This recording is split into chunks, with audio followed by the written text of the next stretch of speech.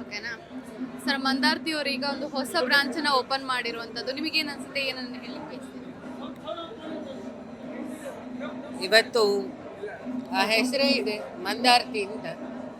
ಈ ಮಂದಾರ್ತಿ ಯಕ್ಷಗಾನ ಹೇಗೋ world famous, ಅದೇ ಥರ ಈ ಹೋಟೆಲ್ಲು ಪ್ರತಿ ವರ್ಷ ವರ್ಲ್ಡ್ ಫೇಮಸ್ ಆಗ್ತಾ ಇದೆ.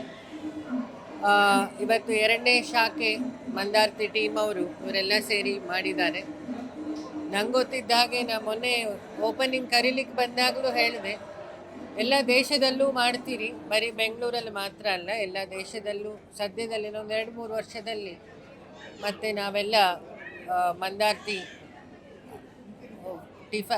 ಇದು ಹೋಟೆಲ್ನ ಓಪನಿಂಗ್ ನಾವೆಲ್ಲ ಹೋಗಬೇಕಾಗುತ್ತೆ ಅನ್ನೋದು ನನ್ನ ಅಭಿಪ್ರಾಯ. ಚೆನ್ನಾಗಾಗಲಿ, ಯೂತ್ಸ್ ಟೀಮ್ ಇದ್ದಾರೆ ಎಲ್ಲ. ಸೊ ಕರಾವಳಿಯವ್ರ ಮನಸ್ಸು ಹೇಗಿದೆಯೋ ಅವರ ಆಹಾರವೂ ಹಾಗೆ, ನಂಗೆ ಗೊತ್ತಿದ್ದ ಹಾಗೆ. ಆ ಮನಸ್ಸಲ್ಲಿ, ಕರಾವಳಿ ಮನಸ್ಸಲ್ಲಿ ಆ ದೇವಿ ಇರೋದೇ ಅಲ್ಲಿ ಮಂಗಳಾದೇವಿ. ಹಾಗಾಗಿ ಎಲ್ಲರ ಮನಸ್ಸು ಎಲ್ಲರಿಗೂ ಮಂಗಳವನ್ನು ಬಯಸೋ ಮನಸ್ಸುಗಳೇ. ಹಾಗಾಗಿ ಅವರ ಆಹಾರ ಮನಸ್ಸು ಎರಡೂ ಒಂದೇ ಥರ ಇರೋದ್ರಿಂದ ಇಡೀ ಜಗತ್ತು ಅದನ್ನು ಇಷ್ಟಪಡುತ್ತೆ. ಸೊ ಇನ್ನೂ ದೊಡ್ಡ ಬೆಳೀಲಿ ಅಂತ ಹೇಳಿ ನಾನು ದೇವರಲ್ಲಿ ಪ್ರಾರ್ಥಿಸ್ತೀನಿ.